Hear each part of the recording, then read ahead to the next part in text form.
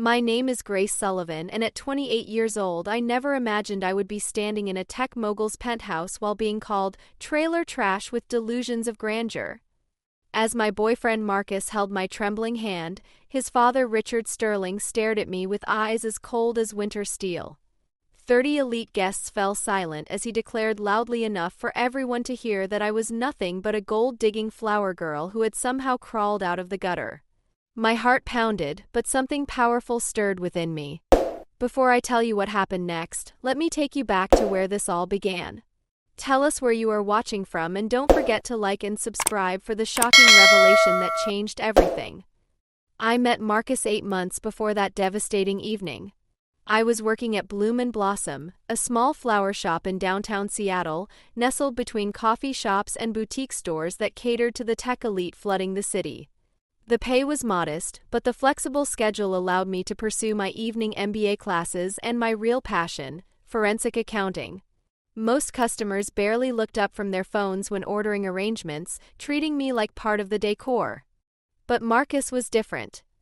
Every Tuesday at precisely 10:30 a.m., he would enter requesting a simple arrangement of white roses for his grandmother's grave. Unlike other wealthy clients who sent assistance or ordered online, Marcus came personally, always making eye contact, always saying please and thank you, and always leaving a tip that bordered on generous. He had warm green eyes that seemed to hold genuine kindness, and shoulders that carried the weight of responsibility without complaint. "You must really love your grandmother," I observed one Tuesday after he had been coming for 6 weeks straight. He paused while examining a particularly beautiful white rose, then looked up with a sad smile. "She raised me after my parents divorced. She died 5 years ago, but visiting her grave helps me remember who I wanted to become before I got caught up in the family business." The way he said family business carried a weight I didn't understand then. I learned his name was Marcus Sterling when I had to write it on the card accompanying his weekly arrangement. He started lingering longer, asking about my day, my dreams, my life beyond the flower shop. I told him I had grown up in a trailer park outside Tacoma, raised by my grandmother after my mother died of cancer when I was 12. After high school, I had worked 3 jobs to put myself through community college, then transferred to University of Washington for my bachelor's degree in accounting. Now I was pursuing my MBA while working at the flower shop. "That takes incredible determination," he said, genuine admiration in his voice. "Most people I know, including myself, had their path laid out for them from birth." That was my first hint that Marcus came from serious money, though he never flaunted it. His clothes were expensive but understated. His watch was clearly costly but not ostentatious. He drove a nice car, but nothing that screamed nouveau riche. It was only after 2 months of our weekly conversations that he finally asked me to dinner. Our first date was at a cozy Italian restaurant in Pike Place Market. Nothing too fancy, but definitely nicer than anywhere I could afford on my flower shop salary. The conversation flowed like wine. Marcus was intelligent but humble, passionate about technology and innovation, but also deeply concerned about social responsibility. "My family runs Sterling Industries," he explained when I asked about his work. "We develop software solutions for Fortune 500 companies. I oversee the ethical compliance division, but honestly, I'd rather create technology that helps people, not just corporations maximize profits." I nodded politely, having never heard of Sterling Industries. It was only later that night, after a magical evening that ended with him walking me to my car under the Seattle drizzle, that I Googled his family name. My stomach dropped when I realized Marcus was the son of Richard Sterling, the tech billionaire whose face graced magazine covers and whose company had been in the news for aggressive acquisition strategies. I almost canceled our second date, convinced we lived in completely different universes. But Marcus called the next day, his voice warm and sincere, asking if I'd had as wonderful a time as he had. Against my better judgment, I agreed to see him again. Over the next 7 months, our relationship deepened in ways I never expected. Marcus never made me feel inferior because of my background. He was equally comfortable eating at my favorite food truck as he was taking me to upscale restaurants.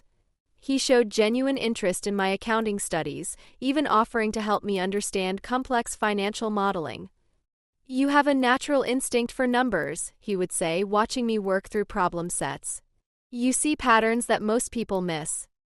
When he first told me he loved me, we were walking through the Pike Place Market on a Saturday morning, sharing coffee and watching the fish vendors perform for tourists.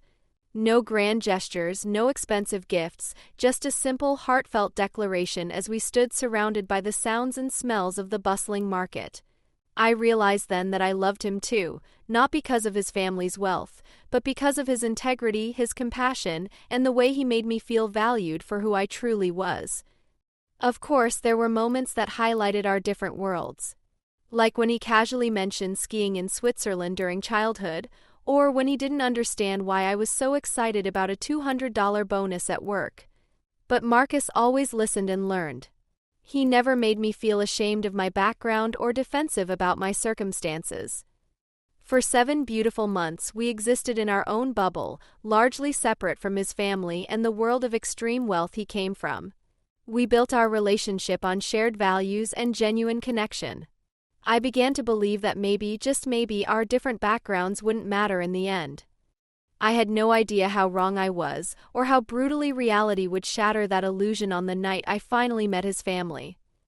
But there was something Marcus didn't know about me, something I had kept hidden not to deceive him, but to protect an investigation that had consumed my life for the past year. While working at the flower shop, I had also been conducting freelance forensic accounting work for a law firm specializing in corporate fraud. My thesis project for my MBA was actually a front for a much larger investigation into illegal financial practices in the tech industry. The invitation came on a rainy Wednesday evening in October. Marcus and I were curled up on my thrift store couch in my tiny apartment, sharing takeout Thai food and watching old movies when he muted the television and turned to face me. "My parents are hosting their annual charity gala next month," he said, his fingers nervously playing with a loose thread on my blanket.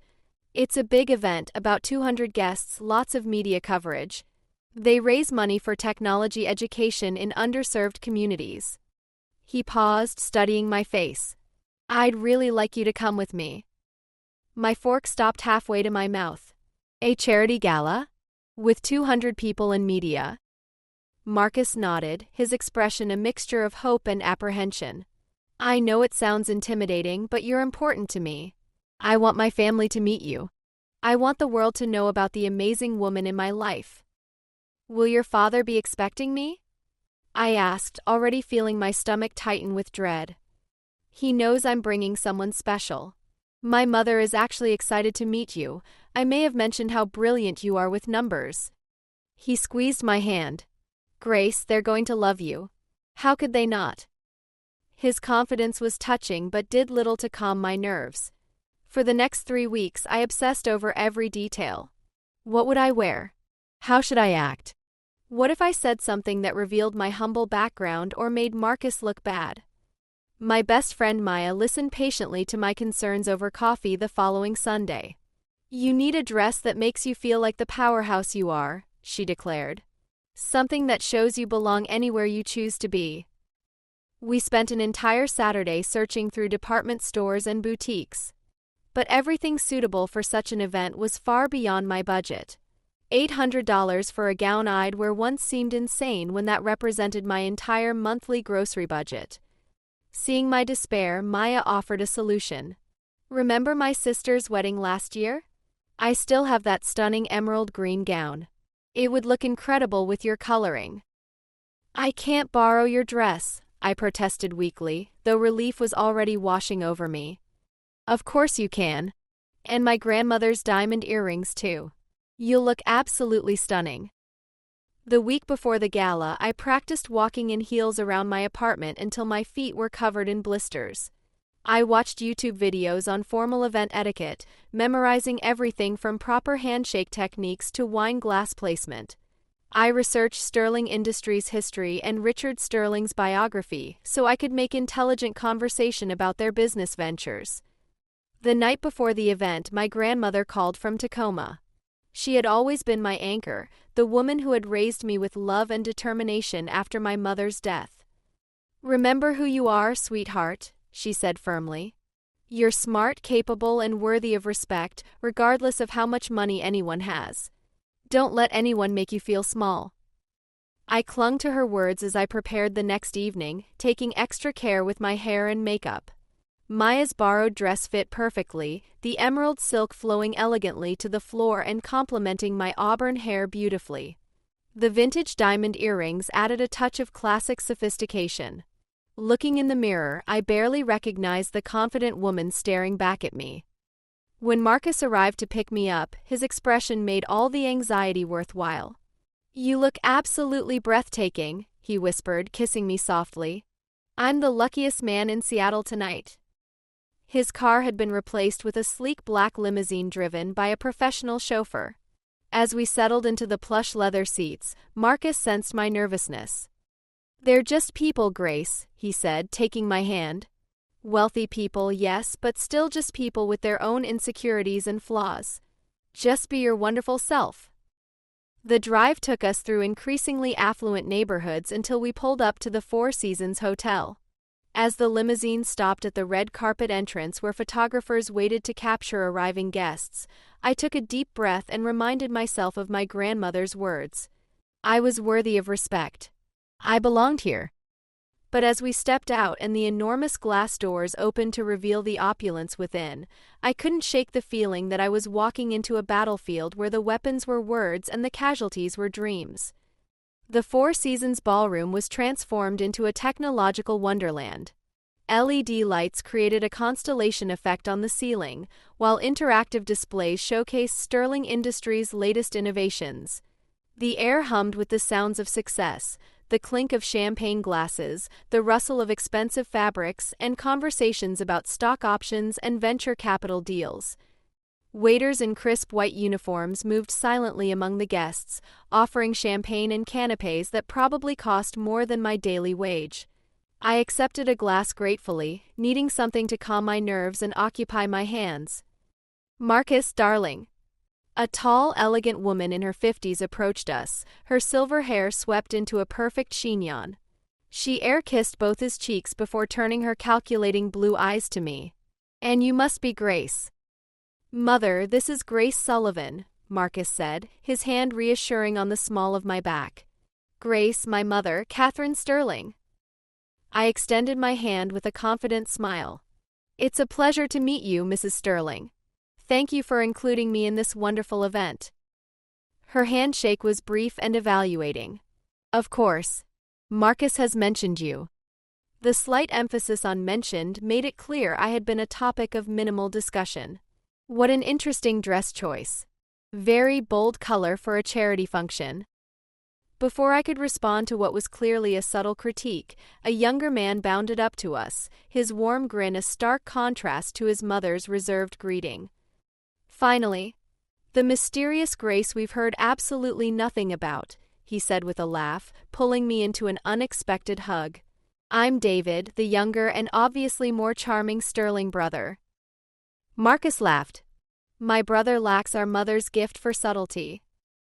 David linked his arm through mine conspiratorially. Come on, I'll introduce you to people who actually know how to have fun at these things. Fair warning though, some of them are insufferable.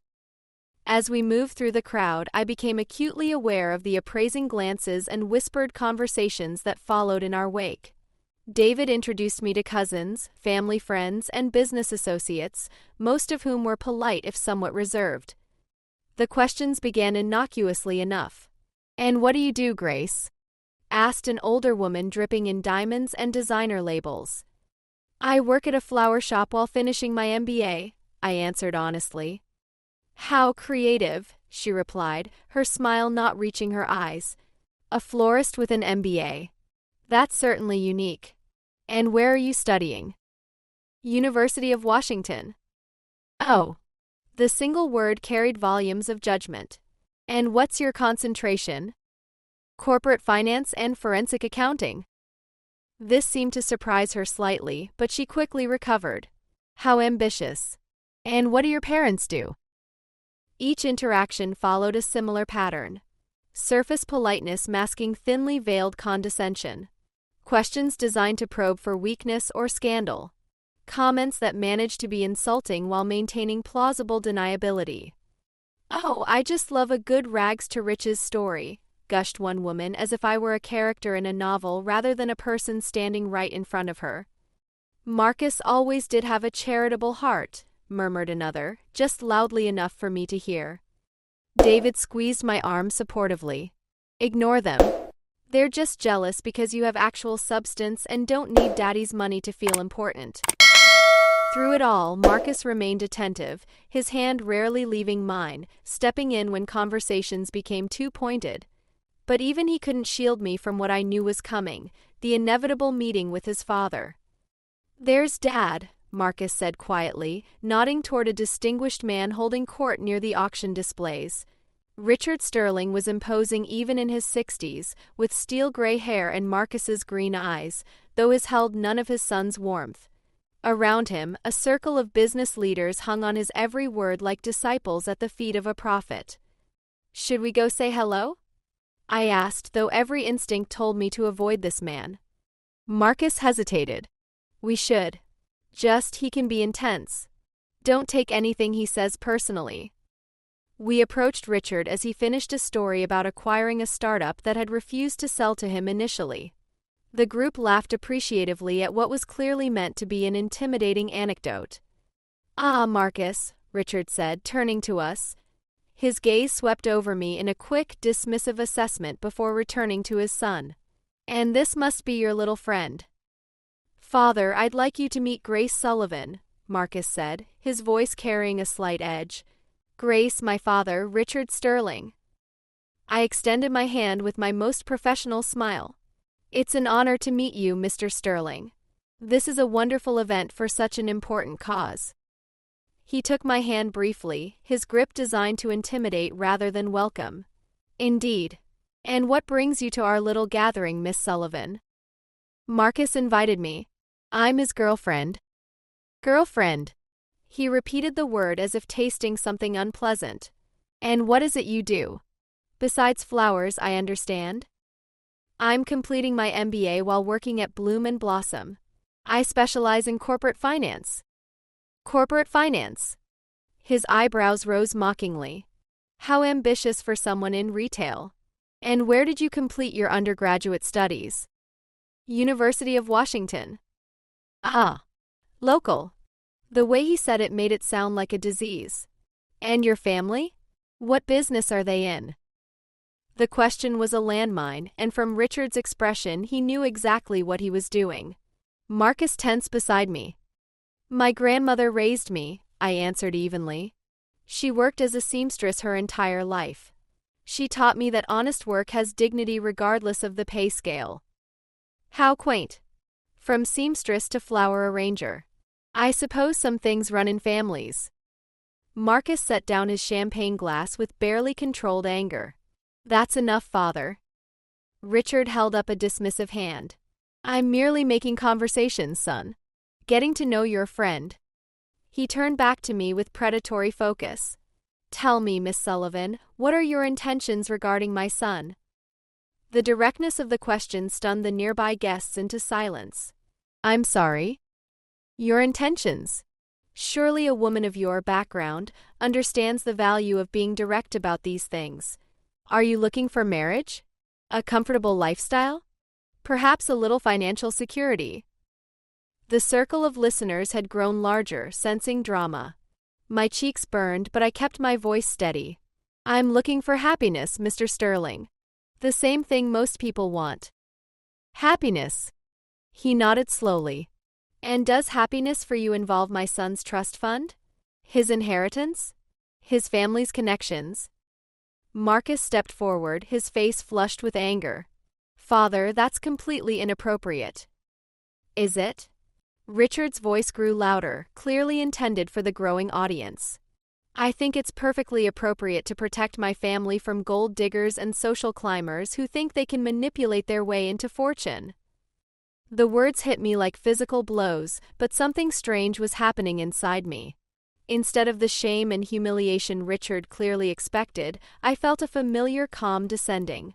It was the same feeling I got when examining financial records and spotting discrepancies that others had missed. The feeling of being exactly where I needed to be to uncover the truth. Gold digger, I repeated slowly, my voice carrying clearly through the now silent ballroom. That's an interesting accusation, Mr. Sterling. Richard's smile was triumphant. I call things as I see them, young lady. So do I replied, reaching into my small evening purse. Which is why I think everyone here should know that you're absolutely right about one thing. I am interested in your family's money. Specifically, where it's been going for the past 3 years. The smile began to fade from Richard's face. Around us, conversations died completely. What are you talking about? He demanded. I pulled out my phone and opened an encrypted folder I had hoped never to access tonight. I'm talking about the $50 million in technology education funds that your charity has supposedly distributed to underserved communities. The same $50 million that actually went into offshore accounts controlled by Sterling Industries executives. A collective gasp rose from the crowd. Marcus stared at me in shock, his face pale. Grace, what are you saying? I'm saying that while your father has been publicly championing technology education for underprivileged children, he's been privately embezzling the donated funds to finance illegal stock manipulation schemes. I looked directly at Richard, whose face had gone from red to ashen. The same schemes that have artificially inflated Sterling Industries' stock price by nearly 40% over the past 2 years. The ballroom erupted in whispers and shocked exclamations. Richard's composure finally cracked. This is preposterous. Security. Remove this woman immediately. But I wasn't finished. You see, Mr. Sterling, while I do work at a flower shop, I'm also a forensic accountant. For the past year, I've been working with the FBI's white-collar crime division, tracking fraudulent charity organizations. Your foundation has been under federal investigation for 8 months. Marcus grabbed my arm, his eyes wide with disbelief. Grace, is this true? I nodded, my heart breaking at the hurt in his voice. I'm sorry I couldn't tell you. The investigation required complete secrecy. Turning back to Richard, who was now being supported by his business associates, I continued. The FBI has access to your offshore banking records, your private communications with co-conspirators, and detailed financial records showing how donated funds were diverted through shell corporations. I held up my phone again. What they didn't have until tonight was a recorded confession. Richard's eyes widened in horror. Recorded confession? What confession? The one you just gave when you admitted to protecting your family's money from people like me. Combined with your earlier statements about acquisition tactics and the specific details you shared about hiding money transfers. I smiled coldly. This phone has been recording our entire conversation, Mr. Sterling. Everything you've said tonight in front of all these witnesses will be extremely helpful to federal prosecutors. The crowd around us had grown to include nearly half the party. Phones were being pulled out, some guests recording the confrontation while others frantically typed what I assumed were texts to lawyers or news outlets. Catherine Sterling pushed through the crowd, her face a mask of panic and fury. Richard, what is she talking about? What investigation? Before he could answer, the ballroom doors opened and several people in FBI windbreakers entered, led by Agent Sarah Chen, whom I had been working with for months. Richard Sterling, Agent Chen announced, her voice carrying clearly through the silent ballroom, you're under arrest for wire fraud, money laundering, and conspiracy to commit securities fraud. As the handcuffs clicked around Richard's wrists, the most exclusive charity gala in Seattle's history dissolved into chaos.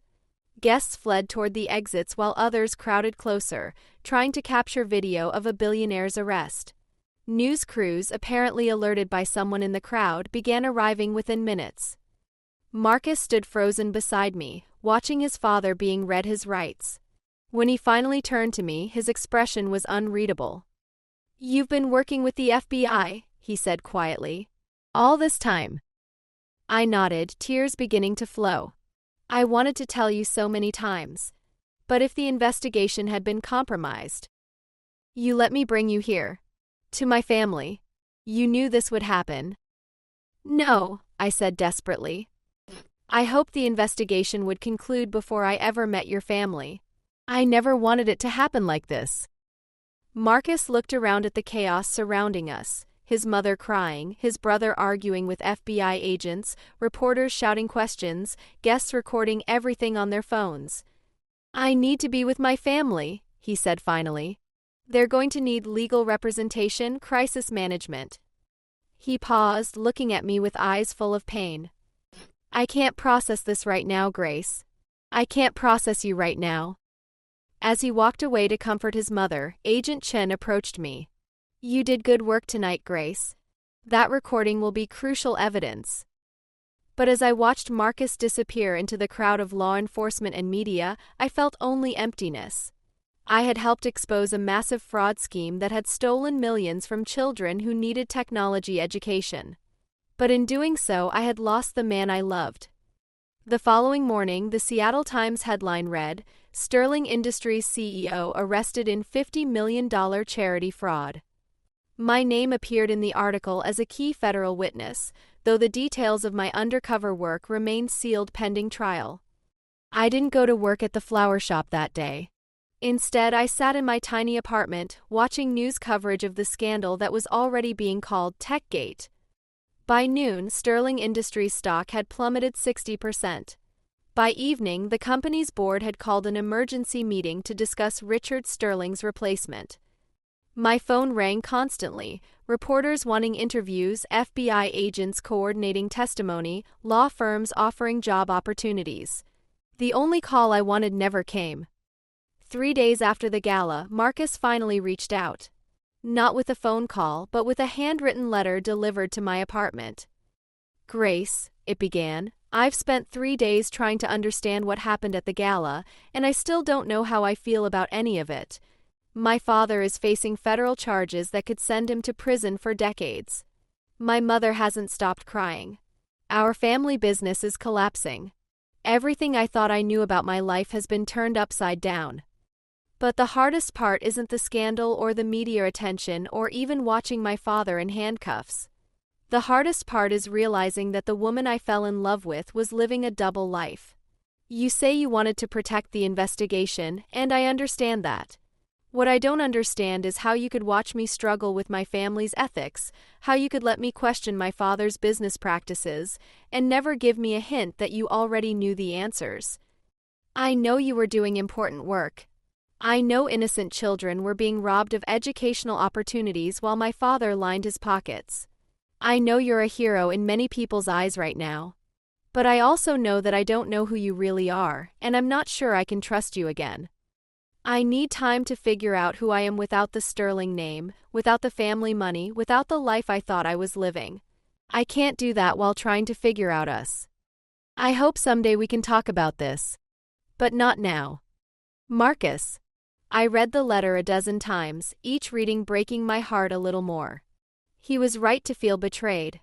I had known things about his family that I couldn't share, had watched him struggle with moral conflicts I could have resolved with a single conversation. I had chosen my professional duty over our personal relationship, and now I was facing the consequences. 2 weeks after the gala, I received a job offer from the FBI's white-collar crime division. Agent Chen called personally to extend the invitation. You have a natural gift for this work, Grace, she said. The Sterling case is just the beginning.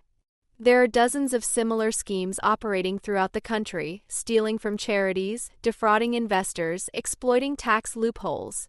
We need people like you. I accepted the position partly because I believed in the work, but mostly because I needed a new beginning.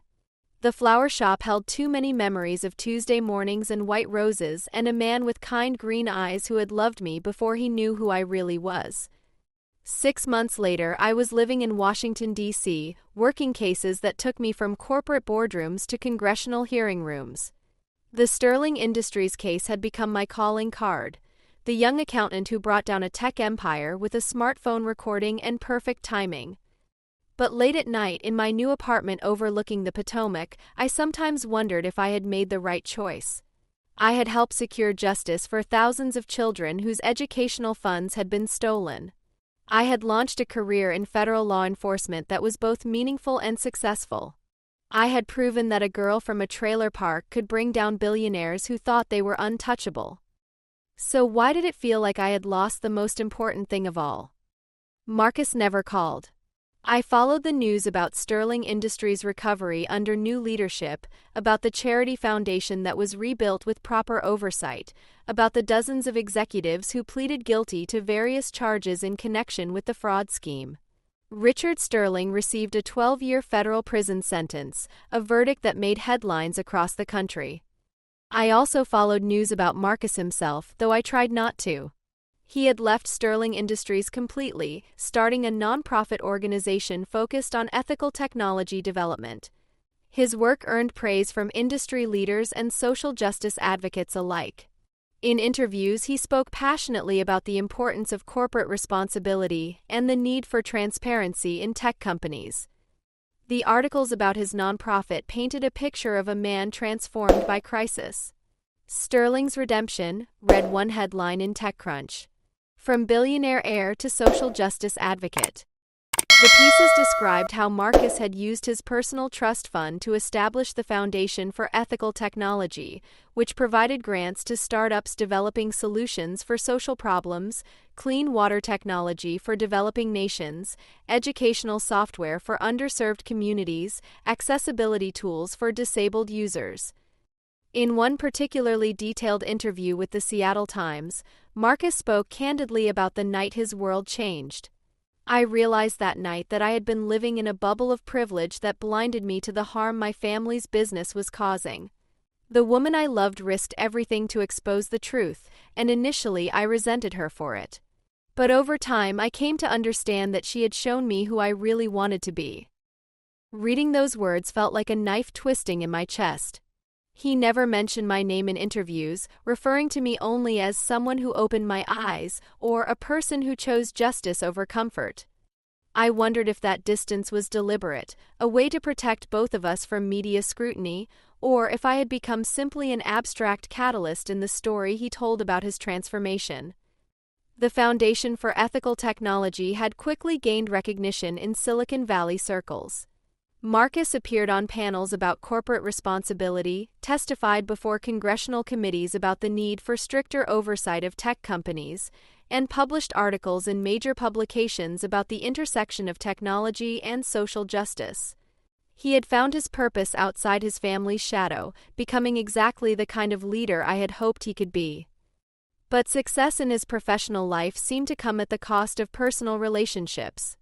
In the 2 years since the Gala, gossip columns occasionally linked him to various women, tech executives, nonprofit leaders, academic researchers, but nothing ever seemed to develop into anything serious. One particularly invasive article in a business magazine described him as Seattle's most eligible bachelor who seems determined to remain single. I tried not to read those pieces, but curiosity always won over self-preservation. I told myself I was simply keeping tabs on someone who had been important to me, but I knew the truth was more complicated. Part of me was relieved that he hadn't moved on to someone else, while another part worried that I had damaged his ability to trust and love again. My own romantic life had been non-existent since moving to DC. Colleagues occasionally tried to set me up with other agents or prosecutors, but I found it impossible to connect with anyone. How do you explain to someone that you're hesitant to trust because your last relationship ended when you sent your boyfriend's father to federal prison? How do you build intimacy when your job requires keeping secrets that could destroy lives? Agent Chen had suggested therapy, pointing out that many undercover agents struggled with similar issues. The job teaches you to compartmentalize everything, she'd explained. That's useful for investigations, but it can make personal relationships nearly impossible. I had tried therapy for a few months, sitting in a comfortable office in DuPont Circle talking to Dr. Williams about trust and vulnerability and the price of justice. She'd helped me understand that my relationship with Marcus had been complicated by factors beyond our control, that love couldn't always overcome the practical realities of duty and secrecy. You're grieving not just the loss of the relationship, but the loss of the person you were when you were with him, she'd said during one session. In that relationship, you were just Grace, the flower shop girl who happened to be brilliant with numbers. Now you're Grace, the federal agent who brought down a tech empire. Those are two very different identities, and it's natural to mourn the simpler version of yourself. She was right, but understanding the psychology of my situation didn't make it hurt less. I missed not just Marcus, but the woman I had been with him, someone who could get excited about small bonuses and plan dates around food truck schedules and believe that love could bridge any gap. The Grace who lived in D.C. was more confident, more successful, more independent than the Grace who had worked at Bloom and Blossom. But she was also more guarded, more calculating, more aware of how quickly trust could be weaponized and love could be used as leverage. Success had come at the cost of innocence, and some days I wasn't sure the trade had been worth it. 3 years after the gala, I received an unexpected email that would change everything again. It came through official FBI channels, marked as a high-priority message from the Seattle field office. Agent Sullivan, it read, we have a situation developing regarding the Sterling Industries case that requires your immediate attention. Marcus Sterling has contacted our office claiming to have evidence of additional crimes committed by his father and other executives that were not covered in the original investigation. He specifically requested to work with you on this matter. Please contact me at your earliest convenience to discuss. Agent Rebecca Torres, Seattle Field Office. I stared at the email for a full 5 minutes, reading it again and again to make sure I hadn't misunderstood. Marcus was reaching out. After 3 years of silence, he wanted to work with me on a new investigation. My hands shook as I reached for my phone to call Agent Torres. Part of me was excited at the prospect of seeing Marcus again, of having a reason to bridge the gap that had opened between us. But a larger part was terrified. What if working together reopened old wounds? What if the professional relationship we'd be forced to maintain made it impossible to address the personal history between us? Most importantly, what if I discovered that the man I'd been missing all these years had changed so fundamentally that the connection we'd once shared was gone forever? He looked older in the photos, more serious, but also somehow more himself, as if he had finally found his true purpose outside his family's shadow. I was proud of him and heartbroken for myself in equal measure. 1 year after the gala, I was in Seattle for a court appearance in a related case when I found myself walking past Bloom and Blossom. The flower shop looked exactly the same, with its cheerful window display and handwritten signs advertising seasonal arrangements. I almost kept walking, but something drew me inside. The owner, Mrs. Patterson, looked up from behind the counter with a warm smile that faded when she recognized me. Grace! My goodness, we never expected to see you again. How are you, dear? I'm well, thank you. I was in town for work and wanted to say hello. She studied my face with the kind of maternal concern that made my chest tight. You look successful but sad, if you don't mind me saying so. We heard about your important work with the government. Very impressive. I nodded, not trusting myself to speak about the case. You know, Mrs. Patterson continued carefully, your young man still comes by sometimes. Different flowers now, sunflowers, daisies, cheerful things. Says they're for his office, but I suspect they remind him of happier times. My heart lurched. He still comes here? Not as often, but yes. Actually, she glanced at the clock. Tuesday mornings, usually around 10:30. Some habits are hard to break, I suppose. I left the shop quickly, my emotions threatening to overwhelm my professional composure. But I couldn't resist walking past again the following Tuesday, just after 10:30. I told myself I just wanted to see if Mrs. Patterson was right, if Marcus really did still visit the place where we had met. I was half a block away when I saw him emerge from the shop, carrying a small bouquet of yellow sunflowers. He looked exactly as I remembered, but different somehow. Leaner, more focused, with new lines around his eyes that spoke of difficult lessons learned. For a moment I thought about approaching him, about trying to bridge the gap that had opened between us that night at the Four Seasons. But then I remembered his letter, his request for time and space to figure out who he was without the Sterling name. Instead, I watched from a distance as he walked to his car, a modest sedan that was nothing like the luxury vehicles he used to drive. As he pulled away from the curb, I noticed he had placed the sunflowers on his dashboard where they would catch the morning light. Maybe Mrs. Patterson was right. Maybe some habits were hard to break. Maybe somewhere, in a nonprofit office across town, a bouquet of sunflowers was brightening someone's day and reminding him that not everything beautiful had to come with a hidden agenda. I never approached him that day, or on any of the subsequent Tuesdays when my cases brought me back to Seattle. Some distances are too great to bridge with words, some trust too broken to repair with explanations. But I took comfort in knowing that he was building something meaningful from the wreckage of his family's empire, that the man I had fallen in love with in a flower shop was still there, still fighting for what was right. The girl who had been called trailer trash with delusions of grandeur had indeed changed everything that night. But the most profound change hadn't been bringing down a corrupt billionaire or launching a career in federal law enforcement. It had been learning that sometimes doing the right thing costs you everything you thought you wanted, and discovering that you can live with that cost if you know you've helped protect people who couldn't protect themselves. As I walked away from Bloom and Blossom for what I knew would be the last time, I thought about the children whose educational futures had been secured by our investigation, about the investors whose retirement funds had been protected, about the honest charities that would now operate under stricter oversight because of what we had exposed. I thought about my grandmother's words, "Remember who you are, sweetheart. You're smart, capable, and worthy of respect." She had been right. I was worthy of respect, even from billionaires who thought they could judge me by my background. And sometimes, earning that respect meant making choices that broke your heart while healing your soul. The flower girl from the trailer park had indeed crawled out of the gutter, but not in the way Richard Sterling had meant. I had climbed toward justice, toward truth, toward a purpose bigger than myself. And if the cost was losing the man I loved, then that was a price I would pay again, because some things are more important than personal happiness. Some things are worth fighting for, even when you have to fight alone. But the story wasn't over. 2 months after my encounter with Marcus and Rachel outside Bloom and Blossom, I received that email from Agent Torres that would change everything again. The message was brief but carried implications that made my hands shake as I read it. Marcus had evidence of additional crimes. He wanted to work with me specifically. After 3 years of silence, he was reaching out, and not for personal reasons, but for professional ones.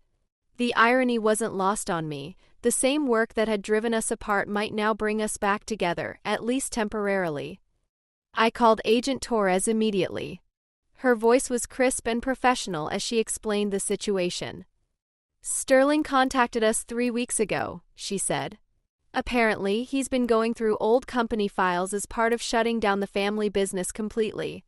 He found evidence that the charity fraud was just one part of a much larger scheme involving tax evasion, money laundering, and possibly connections to international criminal organizations." My pulse quickened. What kind of evidence? Digital files, encrypted communications, financial records that were hidden in offshore servers. Sterling says his father was paranoid about electronic surveillance, so he kept physical copies of everything in a private safe that wasn't discovered during the original investigation. "And he wants to work with me specifically?" Torres paused. "He says you're the only agent he trusts to handle this properly. He was very specific about that, Agent Sullivan. He requested you by name." I closed my eyes, trying to process the implications. Marcus trusted me, even after everything that had happened between us. But did I trust myself to work with him professionally while maintaining the emotional distance necessary for a successful investigation? "What's the timeline?" I asked. "He's agreed to turn over the evidence, but only in person and only to you. He says he needs to explain the context and the significance of what he found. The Seattle office has arranged a secure meeting for next week." "And what about Rachel Morrison? She's been working closely with him on the foundation. Will she be involved?" Another pause. "Actually, that's part of what makes this complicated. Sterling specifically requested that this investigation be kept separate from his current work and personal life. He seems to want to compartmentalize this completely." After we hung up, I sat in my office staring out at the Washington skyline, wondering if I was making a mistake by agreeing to this assignment. Professional logic said I should recommend another agent, someone without our complicated history. But personal curiosity and the desire to see justice done won out over caution. The flight to Seattle felt longer than usual, my mind cycling through possible scenarios for our first meeting in 3 years. Would he be cold and businesslike, treating me like any other federal agent?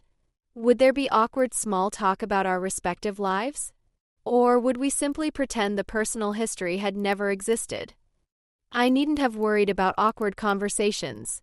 When I walked into the secure conference room at the Seattle FBI field office, Marcus was all business. He was dressed in a sharp charcoal suit that made him look every inch the successful nonprofit executive he had become.